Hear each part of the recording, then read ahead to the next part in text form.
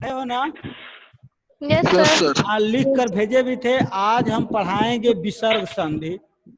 तो विसर्ग संधि को जानने से पहले हमें मुख्य रूप से 2-3 चीजें जानना है कि सघोष वर्ण क्या होता है, अघोष वर्ण क्या होता है, अल्प प्राण क्या होता है और महाप्राण क्या होता है। जब हम इतना जान जाएंगे तो विसर्ग संधि समझने में आसानी हो जाएगी। समझ में आ रहा है? ओम सिंह, मेरी आवाज सुनाई दे रही है? सुनाई दे रही है? खुशी, मेरी आवाज सुनाई दे रही है? Yes sir. अभिषेक गिरी, आवाज सुनाई दे रही है? Yes sir. हाँ, तो ध्यान से सुनो, ध्यान से सुनो। विसर्ग संधि पढ़ने से पहले ये 2-3 चीजें हमको जाननी जरूरी है कि अघोष क्या कहलाता है, सघोष क्या कहलाता है, अल्प प्राण क्या कहलाता है और महाप्राण क्या कहलाता है। सबसे पहले कॉपी निकालो और नोट करो। कॉपी निकाल कर नोट करो तो समझ में आएगा। कॉपी निकालो, नोट करो सारे बच्चे। खुशी, कॉपी निकाल कर नोट करो, तभी समझ में आएगा। सारे बच्चे हाँ, कॉपी निकाल ले, नोट करें। अभिषेक गिरी, नोट करो। चलो लिखो, लिखो। अघोष व्यंजन, सघोष व्यंजन, अल्प प्राण और महाप्राण। जब इन तीनों चीजों को, चारों को जान जाएंगे तब हमें विसर्ग संधि समझ में आएगा। देखो, सबसे पहले हम लिखेंगे क वर्ग, क वर्ग, फिर लिखेंगे च वर्ग, फिर लिखेंगे ट वर्ग, उसके बाद लिखेंगे त वर्ग, त वर्ग, क च ट त, और उसके बाद लिखेंगे प वर्ग। इन सारे वर्गों को नोट करो मेरे साथ। लिखेंगे क, ख, ग, ह, अंग, फिर लिखेंगे च, छ, ज, झ, ञ, फिर लिखेंगे ट, ठ, ड, अ, लिखो ट, ठ, ड, ढ,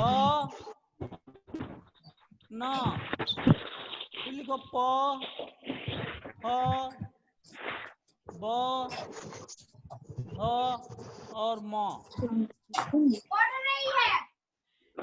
क च ड त प, क वर्ग, च वर्ग, ट वर्ग, त वर्ग, प वर्ग। ये जो जितने वर्ग हैं, इनको हम, इनकी संख्या कितनी है? 25। और इसे हम स्पर्श व्यंजन कहेंगे। स्पर्श व्यंजन, स्पर्श व्यंजन, स्पर्श व्यंजन के नाम से जानते हैं। समझ में आ गया? सब पर कोट बनाओ। ये पहला, ये दूसरा, ये तीसरा, इसको चौथा और इसको पांचवा। ऐसे नोट बनाओ, तब समझ में आएगा। पहला, क वर्ग का पहला,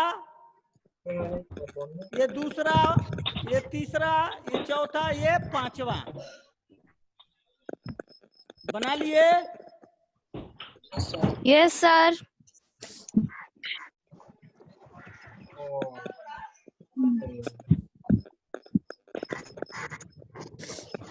तो जो ये क वर्ग, च वर्ग, ट वर्ग, त वर्ग, प वर्ग का अंतिम वर्ण है, पंचाक्षर के नाम से या नासिक के नाम से जानते हैं। सारे बच्चे जानते हैं। अब जो है, यहाँ लिखो अघोष। अघोष व्यंजन किसे कहते हैं? अघोष।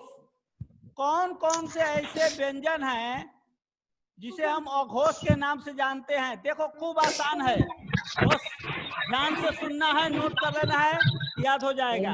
देखो क वर्ग का, च वर्ग का, ट वर्ग का, त वर्ग का और प वर्ग का, ये जो पहला है और दूसरा देख रहे हो,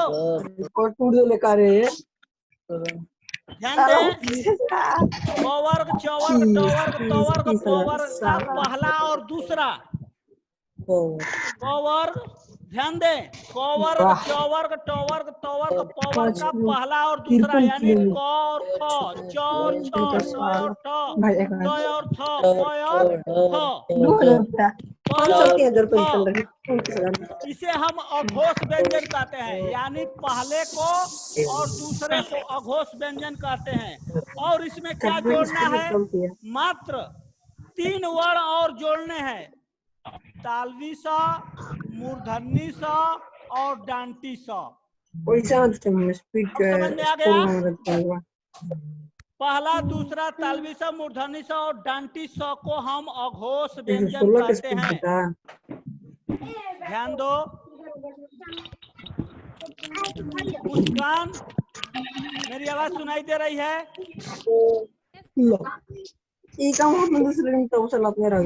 मुस्कान यादव, मेरी आवाज सुनाई दे, आर्या सिंह, मेरी आवाज सुनाई दे रही है? Yes, sir. तो ध्यान से सुनो, क वर्ग, च वर्ग, ट वर्ग, त वर्ग और प वर्ग का पहला और दूसरा और तालवी स, मूर्धन्य स, डांटी स को हम अघोष व्यंजन के नाम से जानते हैं। नोट कर लो, अघोष व्यंजन के नाम। अभिषेक गिरी, आवाज सुनाई दे रही है? Yes sir. हाँ, तो नोट करो, अघोष व्यंजन पूछेंगे कि किसे कहते हैं, तो पहला, दूसरा, तालवी स, मूर्धन्य स और डांटी स को अघोष व्यंजन कहते हैं। ये अघोष और सघोष इसलिए जानना अनिवार्य है कि व्यंजन संधि में हम अघोष और सघोष बोलेंगे तो इन व्यंजनों को जानना अनिवार्य होगा। नहीं मेरी बात, इन व्यंजनों को जानना अनिवार्य होगा, इसलिए ध्यान से सुन लो। क वर्ग, च वर्ग, ट वर्ग, त वर्ग, प वर्ग का पहला क, ख, च वर्ग का च, छ, ट वर्ग का ट, ठ, त वर्ग का त, थ और प वर्ग का प, फ। ये जो होता है अघोष व्यंजन, यानी 12, संक्षेप में 12 जान जाओ, याद रहेगा तो पहला और दूसरा हो जाएगा।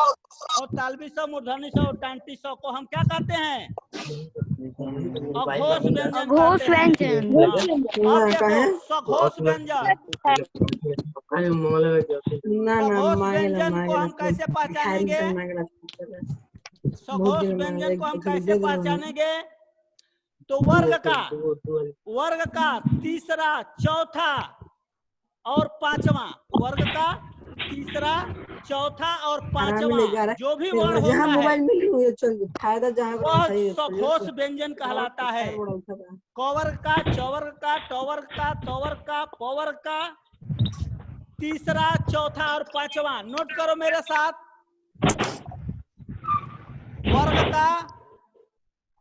वर्ग का तीसरा, चौथा, पांचवा क्या कहलाता है, सघोष कहलाता है। और इनमें आने वाले और कौन कौन से वर्ण हैं, तो ध्यान दो, य, र, ल, इतना बस याद करना है, य, र, ल, व और ह। ये किस में आते हैं, ये किस में आते हैं, सघोष व्यंजन, सघोष व्यंजन में। और एक बहुत महत्वपूर्ण चीज याद रखना, एक महत्वपूर्ण चीज और याद रखना कि जितने स्वर होते हैं उसे हम सघोष व्यंजन कहते हैं। जैसे आ, ई, सर क्या कहते हैं,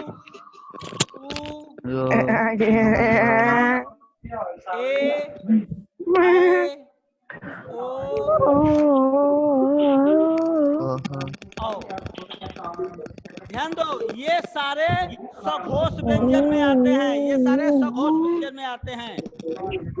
देखो अघोष का मतलब होता क्या है, घोष मतलब होता है अघोष। घोष मतलब होता है आवाज। क्या होता है? आवाज। हमारे जो मुख से स्वतंत्र द्वारा जो हमारे मुख से प्राणवायु बाहर निकलती है, जो आवाज बाहर निकलती है, उसे ही हम घोष कहते हैं। और अ उपसर्ग लगा है। अ का मतलब होता है नहीं। अ का मतलब क्या होता है? नहीं। जिसमें